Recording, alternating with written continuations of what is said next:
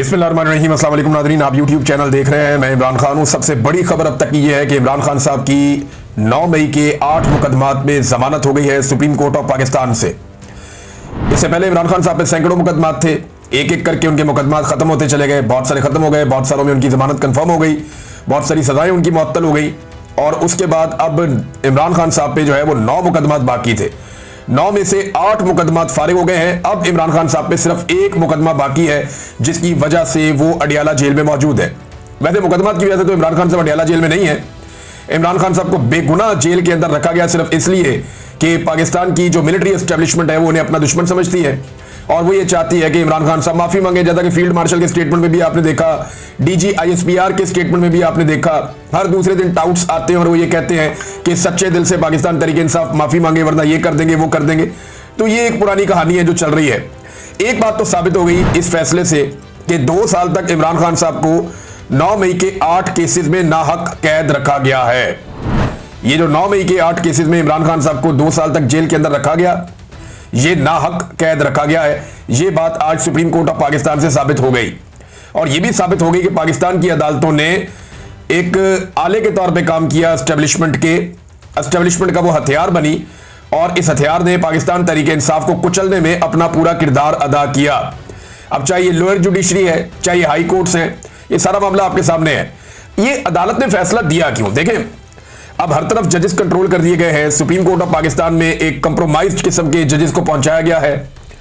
लेकिन मामला यह भी है ना कि जजेस पे भी दबाव होता है। एक दिन पहले 2 मुअज़्ज़िज़ जज साहिबान ने खत भी लिखा कि जनाब गलत तरीके से अदालत चल रही है, नाइंसाफी हो रही है, कानून और आइन के मुताबिक सुप्रीम कोर्ट ऑफ पाकिस्तान को चलना चाहिए। उन्होंने निशानदेही की, वकला का दबाव बढ़ता चला जा रहा है, जजेस के अंदर से दबाव बढ़ता चला जा रहा है। ये जब सारी चीजें होती हैं और उसके ऊपर सुहेल वड़ाइच साहब आर्मी चीफ की ख्वाहिश लाके छाप देते हैं कि जनाब इमरान खान इसलिए तो जेल के अंदर बंद नहीं है कि उसने जुर्म किए हुए, वो तो जेल में इसलिए बंद है कि वो आसिम मुनीर साहब से माफी नहीं मांग रहा या वो सच्चे दिल से माफी नहीं मांग रहा। अगर वो सच्चे दिल से माफी मांग ले तो मामला आगे बढ़ सकता है। तो सुहेल वड़ाइच साहब की तहरीरों पे तहरीरें आना शुरू हो जाती हैं। यूरोप के दौरे के ऊपर अभी आप सैर करें, लेकिन वहां पे भी ड्यूटी इतनी सख्त है कि वहां से वो तहरीरें लिख लिख के दे रहे थे ख्वाहिशात को जो है वो अमली जामा पहनाने के लिए। और ख्वाहिशात किसकी? मिलिट्री एस्टेब्लिशमेंट की है। फील्ड मार्शल से उनकी मुलाकात होती है।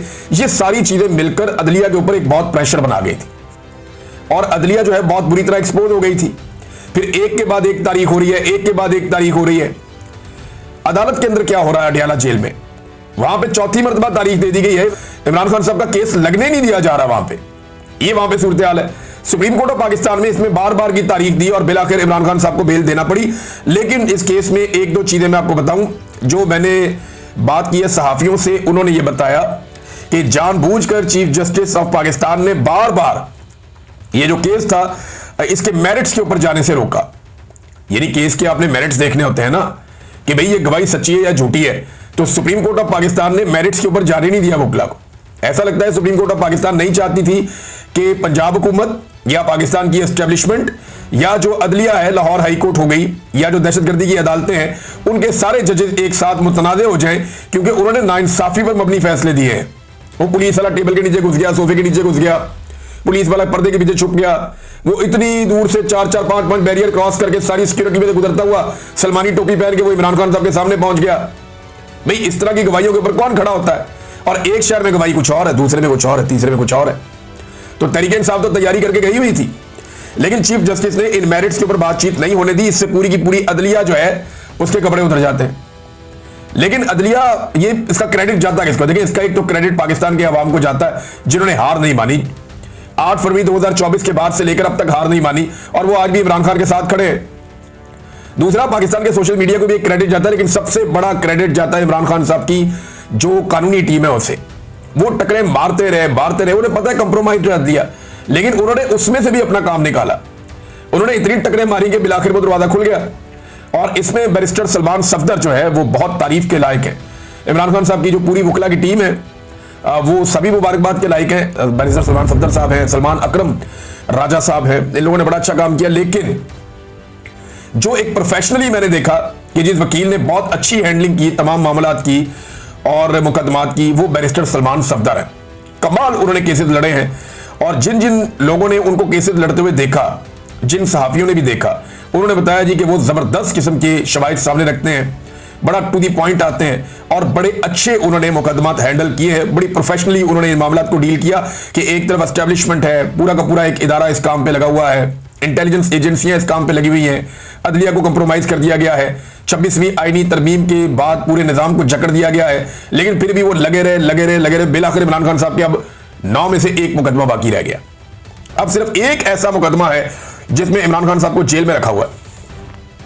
इस मुकदमे में जाने से पहले मैं आपको बताऊं कि लोगों ने बड़ा जश्न मनाया, वकला ने बड़ी खुशियां मनाई हैं। कई जगहों पे वकला जो है मिठाइयां बांट रहे हैं, बार काउंसिल्स के अंदर लोग खुश हो रहे हैं, नौजवान खुश हो रहे हैं। तो एक सोशल मीडिया पे हर जगह पे एक सेलिब्रेशन है, लोग इसके ऊपर जश्न मना रहे हैं कि इमरान खान साहब के 9 मई वाला बयानिया भी जो है वो उलट गया। वहां पर भी उनकी अब जमानत हो गई है इमरान खान साहब की। नून लीग बड़ी अजीबोगरीब सूरत हाल में, उसे समझ नहीं आ रही इन जजों को गालियां देनी है या नहीं देनी, क्योंकि ये वही जजेस हैं जिन्होंने हर तरह की सहूलतकारी इस निजाम के लिए की है। ये वही जजेस हैं जिन्होंने वो सारे काम किए हैं जो एस्टेब्लिशमेंट ने और नून लीग ने उनसे गंदे काम करवाए हैं। ये सारे वो जजेस हैं जिन्होंने मिलिट्री कोर्ट्स जैसे एक घटिया काम को भी इन्होंने जवाब फराहम कर दिया और उसके हक में फैसला दे दिया। अब जब सुबह जज तब्दील हुए ना, तो उसमें ये पूछा गया इमरान खान साहब की फैमिली से कि जनाब आपको कोई एतराज है? उन्होंने कहा कोई एतराज नहीं है, जो भी जज हमें इंसाफ दो। सिर्फ अच्छा किया उन्होंने, वरना कई जर्नलिस्ट और बाकी लोग ये कह रहे थे कि जनाब अतरतुल्लाह साहब को लाना चाहिए था या शहजाद साहब को लाना चाहिए था, जो दीगर जज जो है, जो न्यूट्रल जजेस हैं, उनको लेकर आना चाहिए था। ये जो जज लाए गए हैं रिजवी साहब, इनके बारे में कहा गया कि जनाब ये मिलिट्री कोर्ट्स के हक में इन्होंने फैसला दिया हुआ है, ये बहुत गलत हो जाएगा। लेकिन ये पाकिस्तान तहरीक इंसाफ और इमरान खान साहब की फैमिली ने बड़ा दिल किया, उन्होंने कहा जो मर्जी जज आ जाए हमें इंसाफ दें। अब कई केसेस ऐसे होते हैं जिनमें जज के लिए भी रास्ता कोई नहीं बचता, तो बिलाखिर इमरान खान साहब की जमानतें हो गई। नून लीग की सूरत हाल अजीब है, जजों को गालियां देनी है नहीं देनी वो इस मखमसे में। ये एस्टेब्लिशमेंट कल को अगर इनके ऊपर से हाथ उठा लेगी ना, ये एस्टेब्लिशमेंट को भी गालियां नहीं दे सकेंगे, क्योंकि जिस लेवल के इन्होंने जूते पॉलिश कर दिए इनके पास पीछे हटने का रास्ता नहीं है। और जिस लेवल पे इन्होंने इस अदलिया को उठा के रखा है इनके पास पीछे हटने का रास्ता नहीं है। अब ये कैसे कह सकते हैं कि जनाब ये जजेस, क्योंकि ये जजेस ये लोग खुद लेकर आए हैं, तहरीक इंसाफ ने तो इनकी मुखालफत की थी, वो तो मंसूर अली शाह साहब की बात कर रहे थे। ये जजेस ये हुकूमत खुद लेकर आई है, लिहाजा इनसे तो ये गिला कर ही नहीं सकते।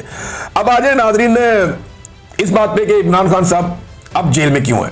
सिर्फ एक केस है अलकादर यूनिवर्सिटी वाला। अब कैदी नंबर 804 जो है वो सिर्फ इसलिए जेल में है, सिर्फ और सिर्फ इसलिए जेल में है कि उसने एक यूनिवर्सिटी बनाई है। कैदी नंबर 804 और उसकी एहलिया सिर्फ एक यूनिवर्सिटी बनाने के जुर्म में इस वक्त जेल में बंद है।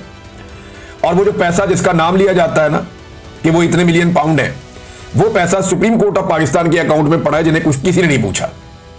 और इंटरेस्टिंगली वो पैसा मौजूदा हुकूमत ने निकाल के इस्तेमाल करना भी शुरू कर दिया है। तो आप अंदाजा कीजिए कि एक आदमी को ऐसे जुर्म में जेल में रखा गया है जो जुर्म हुआ ही नहीं, और वो एक ट्रस्ट है, वो यूनिवर्सिटी वहां पे बनी हुई है, बच्चे वहां पे तालीम हासिल करते हैं। ये केस फौरी तौर पे उड़ जाएगा, इमरान खान साहब के वकला ने दावा किया। बैरिस्टर सलमान सफदर साहब कहते हैं कि लंबे अरसे से, कई महीनों से ये वाला केस इस्लामाबाद हाई कोर्ट में लग नहीं रहा, और हम बहुत कोशिश कर रहे हैं, लगातार कोशिश कर रहे हैं कि किसी तरह ये केस इस्लामाबाद हाई कोर्ट में लग जाए।